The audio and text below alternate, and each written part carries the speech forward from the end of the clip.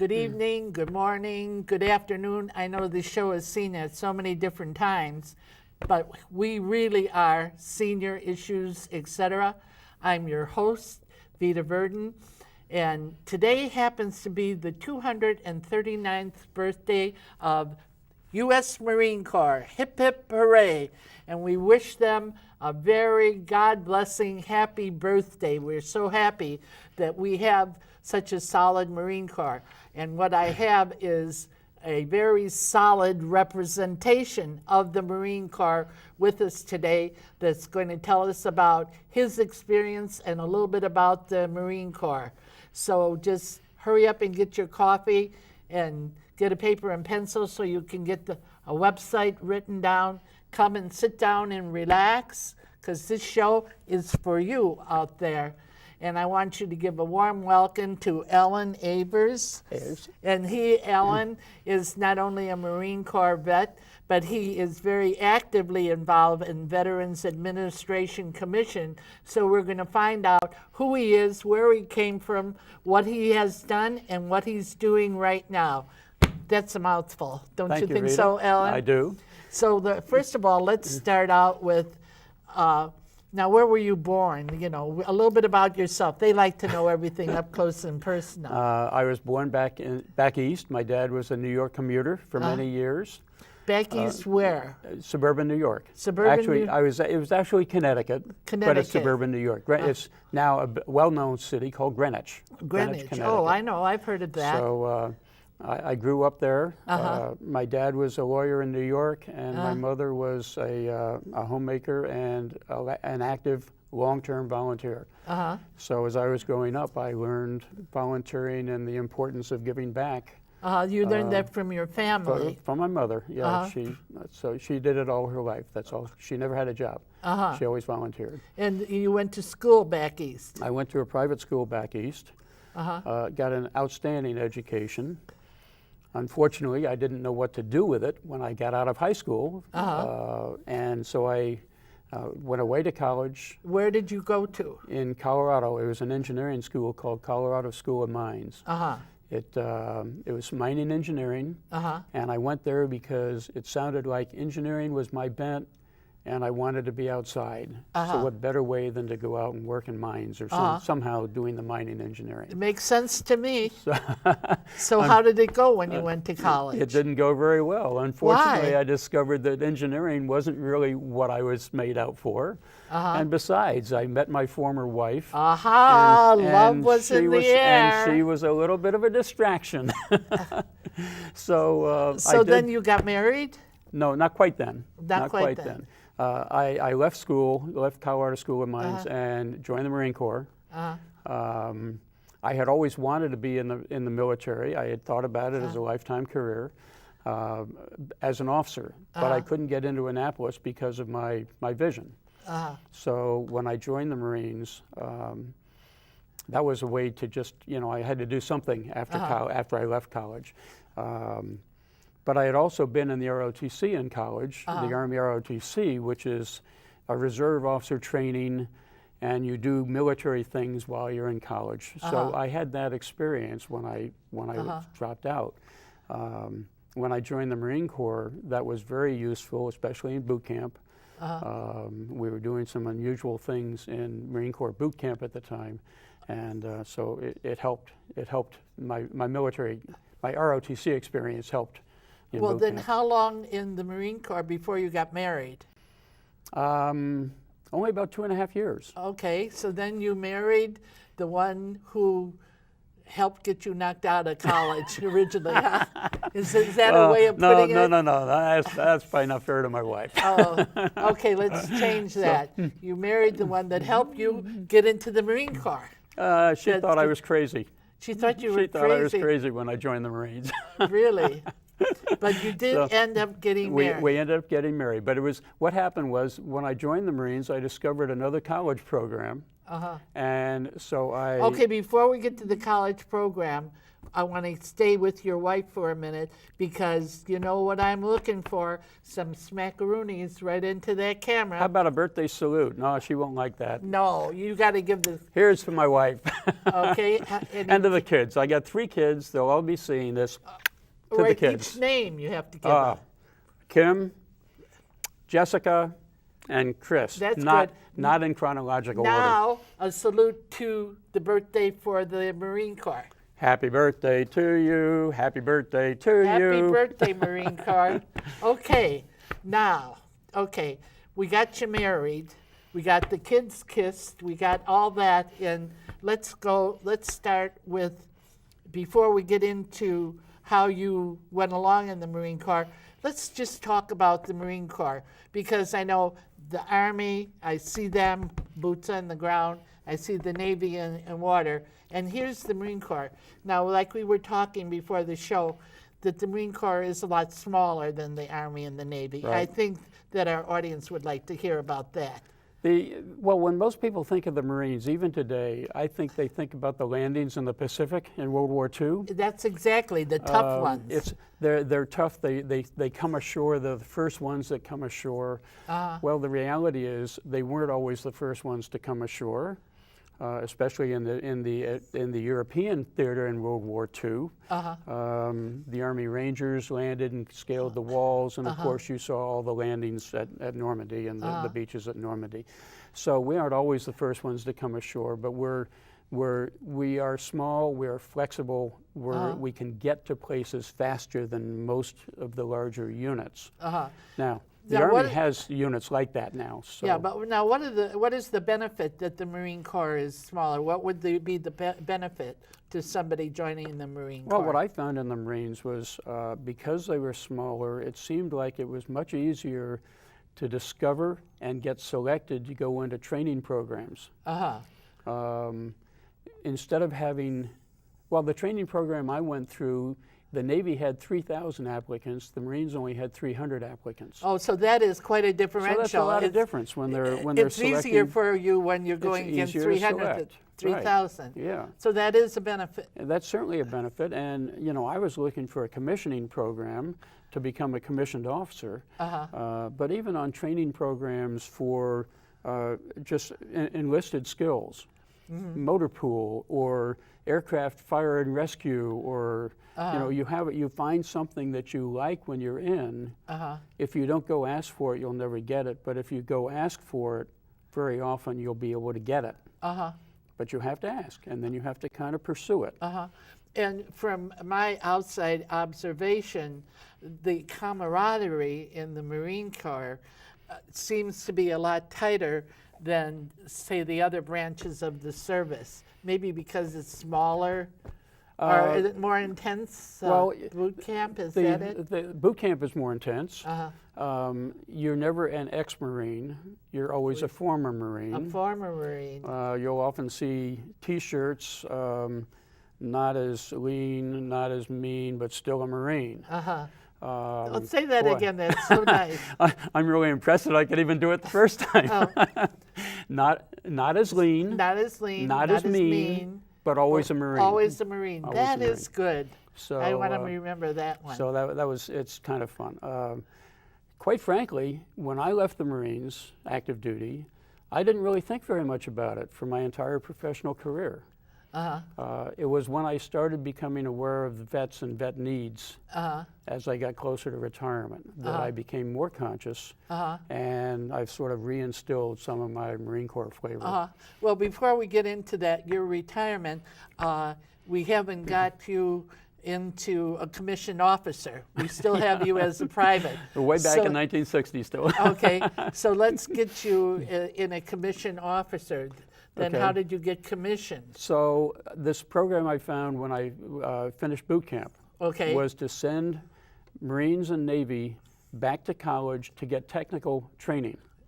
This was a changing technology time, and the military recognized that they needed more technically trained officers. You know, there's a certain irony in this, that the reason that you joined the Marine Corps is because you left college. And you go into the Marine Corps to go to college. But at that time, what year was this about? 1962. 1962. Now, technology hadn't come into its full bloom. Not right? at all, not at all. So it was kind of like a pioneering effort. Right. And so my degree was in math. Uh-huh. I didn't know what I was going to do with it because most of the math was very theoretical and scientific, and I didn't know what to do with that. But I did take a computer course. So I began learning computers in 1962. Punch cards, key punch machines, great big rooms for computers. But that sort of created the start of my technology background. And then when I got commissioned, when I graduated, I was sent to supply school and I learned about computers and how they're used to manage inventories. Well, you know what? I'm going to stop you right here because I'm going into my Vita's Pearls of Wisdom right now. Now, in my Pearls of Wisdom, I always like to give you some tips. So since this is the Veterans Day holiday season, what we want to remember is, I was talking with Allan before the show, and I've been aware of this for quite some time. We have so many homeless vets. And so what the different VA centers have set up, I know that I've been interested since we started the show. We've always paid homage to the vets, and at that time I was talking to Allan that what they needed was blankets. Well, now we're in a different stage since about 2005 that the different VA centers have set up food pantries. So what's needed is non-perishable items or different lotions like laundry soap, shampoo, deodorant, toothpaste, toothbrush. And each one of us, I know we all have a little extra. If you can call your local VA center or any center that will service vets and ask them, because they'll be very blunt in telling you what their center needs. Like we need canned soup or we need crackers, it's all non-perishable foods. I know you'd like to make a homemade cake, but they don't do that kind of thing, for the proper distribution of it. It's non-perishable lotions or non-perishable foods. Also, what I'd like to keep in mind is there's many vets that are at VA hospitals or different locations that they have a vet wing to a hospital, and they may not have any relatives or no one to send them any kind of a card. Take a note and write to a vet, and you know what a vet likes to hear? They like to hear like they belong. And to a family, they want that closeness, that there's somebody out there that cares. And your everyday life might not seem so world-goggling to you, but to a vet, that's a warm heart pouring out to them. And you could do that easy. Make your own card, make your own service, and, volunteer. Call up any one of these agencies and volunteer, because they're always in need of volunteers. And I tell you, you've heard me talk over the last 14 years. We're 12 volunteers that put this show on, and when you volunteer, what you get back is out of giving. It does something to your countenance. And I've always got to use these little gray cells up here that keeps me replenishing them, keeps me from getting Alzheimer's or any kind of dementia, because I'm keeping them active and they're not just sitting back and deteriorating. So get yourself off the couch, get up and give a little out. Call your local VA center, and if you look on the screen, you can see the website for this Veterans Commission, and you can call them. And either volunteer or bring something to them, it'll bless your heart. I'm telling you that it's better to give than receive, because it flushes all the stinginess, you know, all the self-pity and everything right out. It's like a it's like a laxative for your soul. It flushes all the junk in the trunk out. And what it does is open you up to the larger picture.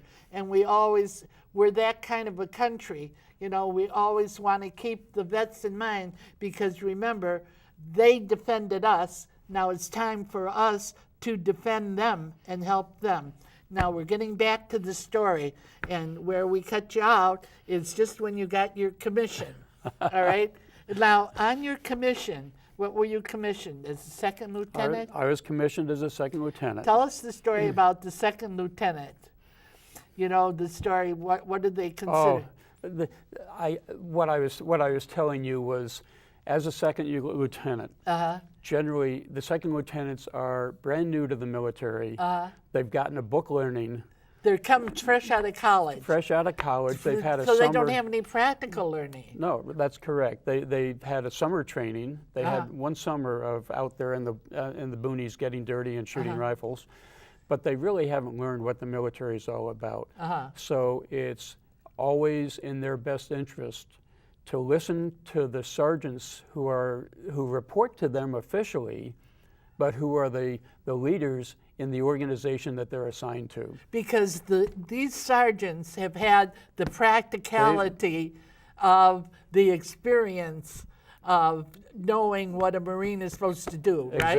Exactly. They've had 4 to 10 or 12 years of experience doing different kinds of things in their different duty assignments, but they're the ones that can make sure that you don't make any too bad mistakes as a young green second lieutenant.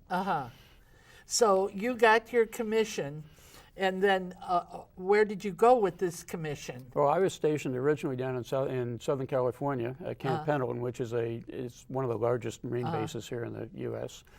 But you were trained in Carolina, right? I was trained in South Carolina. Carolina. Well, I went to boot camp in South Carolina. I got trained at the University of Texas. Hook 'em horns.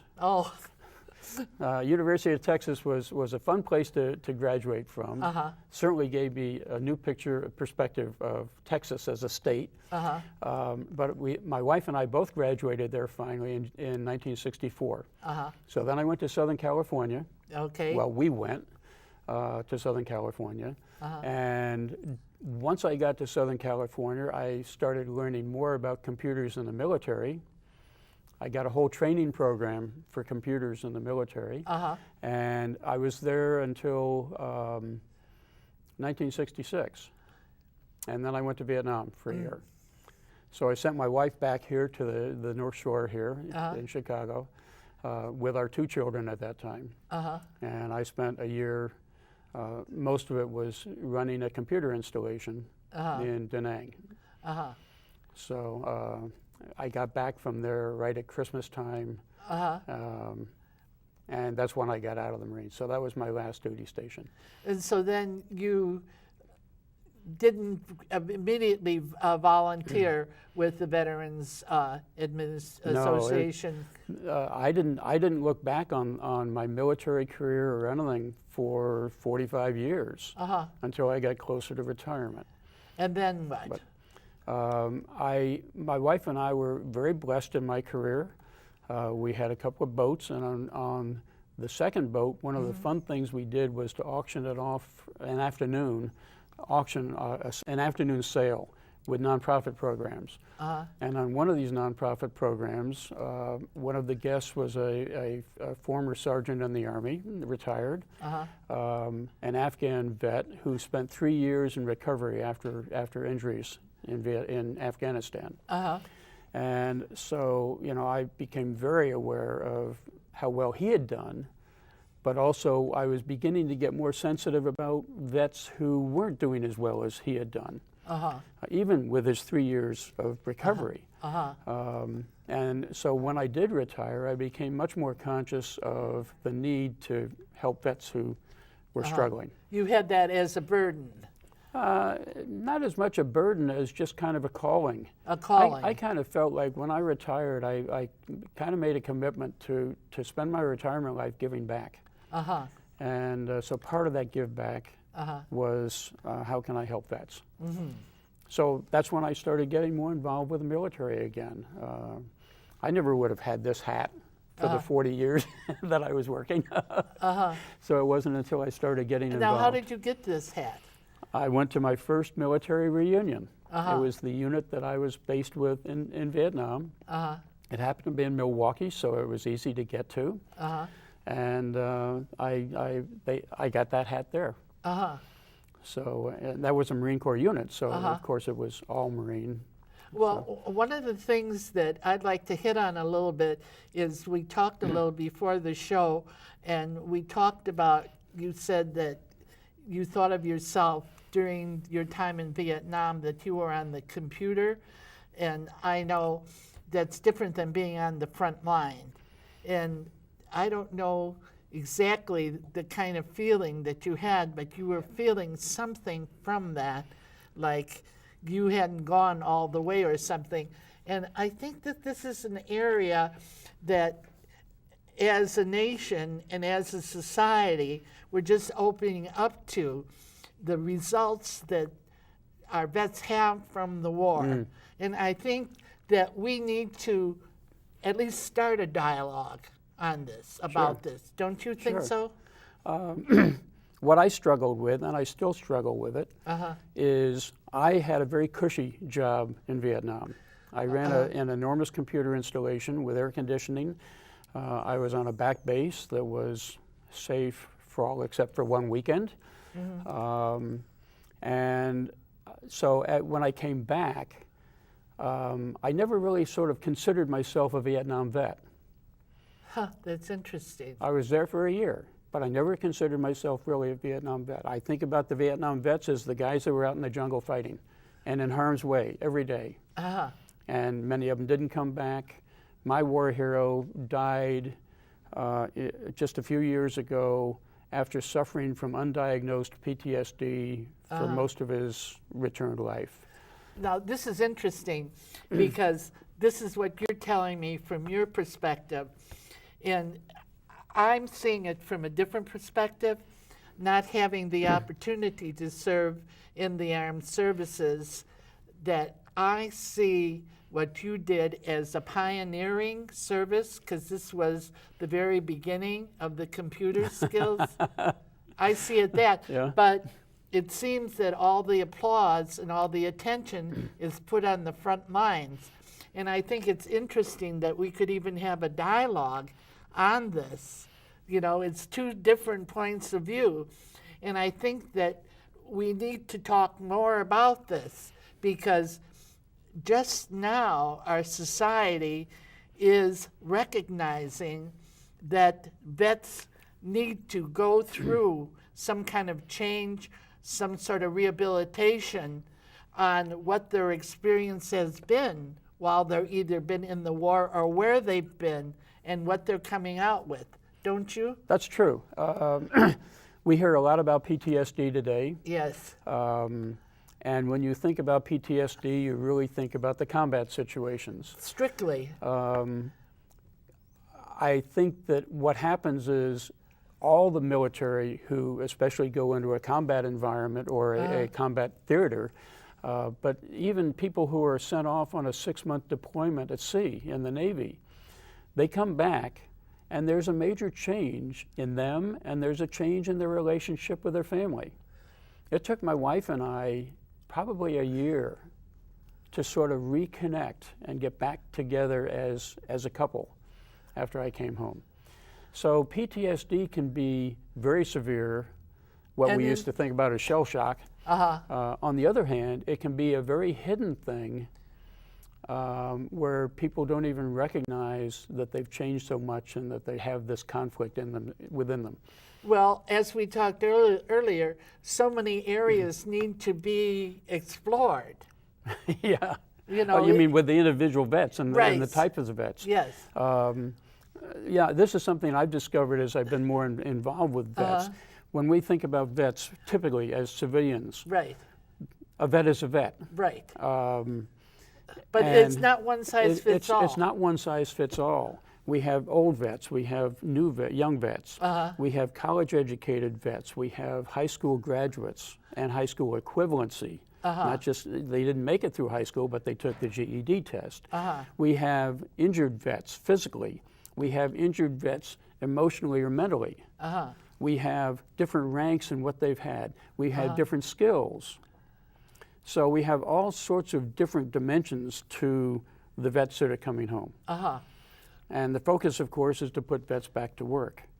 And to some extent that works, but there's a body of vets where it's much harder to get them back to work. Now, what is your title at the Veterans Assistance Commission? I am now officially their employment specialist. And what I'm doing is working with the vets that come into the Veterans Assistance Commission in Waukegan. Okay. Very often, the first conversation is, do you have a resume? No. What did you do? What kind of work have you done before? Do you have an email address? Oh, no, I don't have an email address. I don't know anything about computers.